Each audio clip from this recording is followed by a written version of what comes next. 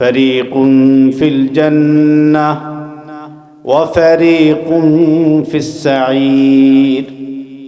একদল হবে জান্নাতি, আরেক দল হবে জাহান্নাম। দল দুইটা। এই দুই দলে কারা যাবে, কে কোন দলে যাবে, আল্লাহ তাআলা এই আয়াতের মধ্যে সেই কথাটাই বলেছেন। আল্লাহ রাব্বুল আলামিন আমাদের খালেক, আমাদের মালিক। রব্বুল আলামিন আমাদের রব, আমাদেরকে সৃষ্টি করেছেন অহেতুক না। আল্লাহর মাকসাদ আছে আমাদেরকে সৃষ্টির পিছনে। সেই কাজগুলি কি? আমাদের দুনিয়াতে আল্লাহ রাব্বুল আলামিন সীমিত হায়াত দিয়ে পাঠিয়েছেন। এই হায়াতকে ব্যবহার করে আমাদেরকে জান্নাতের উপযুক্ত হয়ে এখান থেকে যাওয়া লাগবে।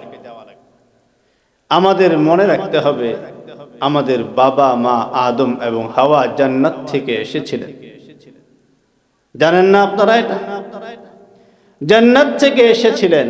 বাবা মার বাড়ি যেখানে হয়, সন্তানের বাড়িও সেখানে, ঠিক কিনা?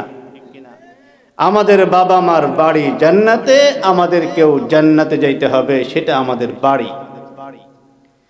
কিন্তু যারা পথ ভুল করবে, জান্নাতের যাওয়ার পথ যারা হারিয়ে ফেলবে, তারা বাড়িতে পৌঁছতে পারবে না। তারা বাড়িতে না গিয়ে অন্য পথে পথ হারা হয়ে জাহান্নামে চলে যাবে।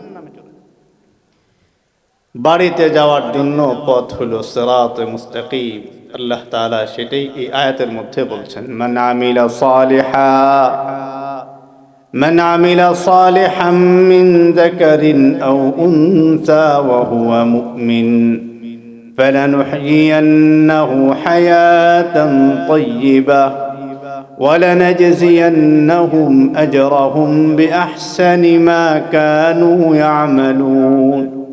আল্লাহ তাআলা বলছেন, ঈমান আনার পর যে ব্যক্তি নেক আমল, ঈমান আছে শুধু এতটুকু বলে না, ঈমান তো ঠিক আছে, নামাজ না পড়লে কি হবে, ঈমান একদম মজবুত। আমরা কিন্তু এটা বলি, এই কথা বলে না। ঈমান আনার পর কোরআনে কারীমের প্রত্যেকটা জায়গার মধ্যে যেখানে এই আলোচনা এসেছে, প্রত্যেকটা জায়গার মধ্যে ঈমানের সাথে জান্নাত, আমলে সালেহা, নেক আমলের কথা আছে। যে ব্যক্তি নেক আমল করে ঈমান আনার পর তাকে আল্লাহ রাব্বুল আলামিন দুইটা পুরস্কার দেন, একটা দুনিয়াতে, একটা পরকালে। দুনিয়ার পুরস্কার হলো সুখময় জিন্দেগি আল্লাহ তাআলা দেন, আর পরকালের পুরস্কার হলো আল্লাহ রাব্বুল আলামিন আমাদের জন্য যেই মাকসাদে আমাদেরকে সৃষ্টি করছেন, আল্লাহর সন্তুষ্টি হাসিল করা, আল্লাহকে খুশি করে আল্লাহ তাআলা তার নেককার বান্দাদের জন্য যেই ঠিকানা ঠিক করে রাখছেন, আল্লাহ রাব্বুল আলামিন সেই ঠিকানায় আমাকে আপনাকে পৌঁছায় দিবেন। সেটা হলো জান্নাত। জান্নাতে যাবেন। হুজুর চলে আসছেন, কথা লম্বা করা যাবে না। জান্নাতে যাবেন। জান্নাতে গেলে তিনটা কাজ আল্লাহ তাআলা জান্নাতে যাওয়ার জন্য তিনটা পুঁজি আল্লাহ তাআলা দিয়ে আমাদেরকে দিয়েছেন। তিনটা পুঁজি ব্যবহার করতে হবে। এক নাম্বার পুঁজি হলো আপনার আমার হায়াত, সবচেয়ে দামি পুঁজি। হায়াতকে আল্লাহ রাব্বুল আলামিন যেভাবে ব্যবহার করতে বলেছেন সেভাবে ব্যবহার করতে হবে। হায়াত যতদিন আছে আপনার নেকি করার সুযোগ আছে। হায়াত থাকবে না, আপনি যখন দুনিয়া থেকে চলে যাবেন, চোখ বন্ধ হয়ে যাবে, আপনার নেকি করার সুযোগও থাকবে। আল্লাহ তাআলা সবচেয়ে দামি জিনিস হায়াত দিয়েছে। দুই নাম্বার পুঁজি হলো সম্পদ। সম্পদ দিয়ে নেক কাজ করা যায়। আলোচনা অনেক লম্বা হইতো, সময় থাকে। সম্পদ দিয়ে নেক কাজ করা যায়। সম্পদ দিয়ে সাহাবায়ে কেরাম নেক কাজ কিভাবে করতে হয় দেখায় দিয়ে গেছে। সাহাবায়ে কেরাম এক একজনে এমন বড় বড়, এমন বিশাল অঙ্কের দান করছেন, সারা জীবনের সমস্ত সম্পদ আল্লাহর রাস্তায় খরচ করেছেন। এমন সাহাবীর তালিকা একেবারে কম না। আল্লাহ রাব্বুল আলামিন কালামে পাকে বলছেন, ইয়া আইয়ুহাল্লাযীনা আমানু লা তুলহিকুম আমওয়ালুকুম ওয়ালা আওলাদুকুম আন যিকরিল্লাহ ومن يفعل ذلك فأولئك هم الخاسرون। হে ঈমানদারেরা, তোমাদের সম্পদ এবং সন্তান, পরিবার, পরিজন তোমাদেরকে যেন আল্লাহর জিকির থেকে গাফেল করে না। দুনিয়া থেকে মানুষকে আল্লাহর জিকির থেকে গাফেল করে, দুনিয়াতে পরিবারে গাফেল করে, স্ত্রী গাফেল করে, সন্তানে গাফেল করে, মালের লোভ মানুষকে গাফেল করে। আল্লাহকে বলে যায় মাল, দোকান, ব্যবসা, চাকরি, ক্ষেত খামার, এগুলো নিয়ে সে ব্যস্ত হয়ে পড়ে, আল্লাহকে আর স্মরণ করার কথা মনে থাকে।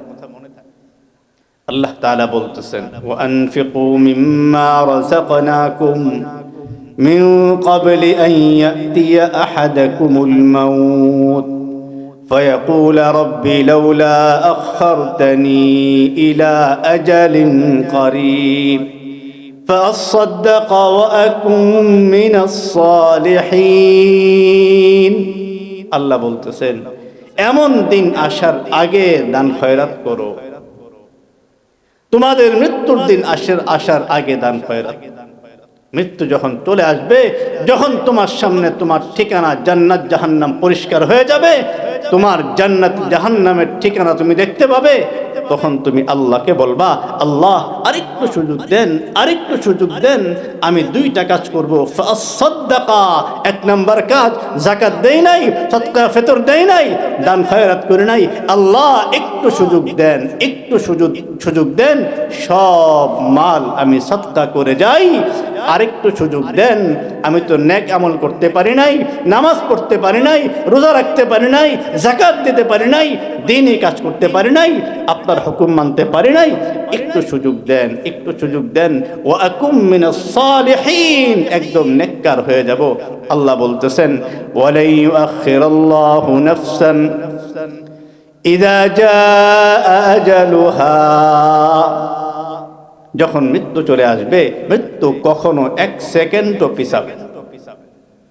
এজন্য মুহতারাম হাজিরিন, সম্পদ দিয়ে নেকি অর্জন করতে হবে।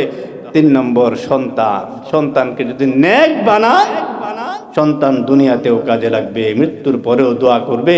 আর শেষে যদি আপনি আটকে যান, সন্তান দিনদার হয়, জান্নাতের ফয়সালা হয়, আপনাকে ধরে নিয়ে জান্নাত পর্যন্ত পৌঁছবে।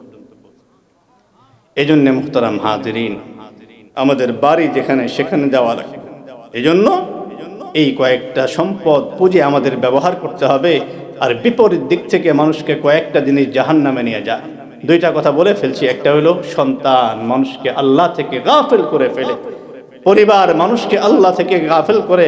আল্লাহ তাআলা বলছেন ইয়া আইয়ুহাল্লাযীনা আমানু ইন্না মিন আজওয়াজিকুম ওয়া আওলাদিকুম আদুওয়াল লাকুম ফাহযারুহু। 1 নাম্বার পরিবারের কথা বলছেন, স্বামীর জন্য স্ত্রী, স্ত্রীর জন্য স্বামী দিনদার না হলে দ্বীনি কাজে বাধা হয়ে দাঁড়ায়। 2 নাম্বার হলো এই সন্তান দিনদার যদি না হয় তাহলে দ্বীনি কাজে বাধা হয়ে দাঁড়ায়। 3 নাম্বার মাল। আল্লাহ তাআলা বলছেন ইন্নামা আমওয়ালুকুম ওয়া আওলাদুকুম ফিতনা, তোমাদের জন্য মাল এবং সন্তান হলো ফিতনা। যদি তোমরা এটাকে ভালো নেক ভাবে ব্যবহার করতে না পারো, সৎ কাজে ব্যবহার করতে না পারো, এজন্য মুহতারাম হাজিরিন 3টা জিনিস আমাদের জন্য জান্নাতে যাওয়ার উপকরণ। আবার বিপরীত দিকেও 3টা জিনিস আছে। এজন্য মুহতারাম হাজিরিন, আমাদেরকে সিরাতে মুস্তাকিমের পথে চলে আসল যে আমাদের ঠিকানা জান্নাত পর্যন্ত যাওয়ার চেষ্টা করতে হবে। আল্লাহ রাব্বুল আলামিন আমাকে আপনাকে সকলকেই দুনিয়ার হায়াতকে ব্যবহার করে এবং আমাদেরকে নিজের সমস্ত পুঁজি ব্যবহার করে জান্নাতে আমল করে আল্লাহকে সন্তুষ্ট করে দেওয়ার তৌফিক দান করেন।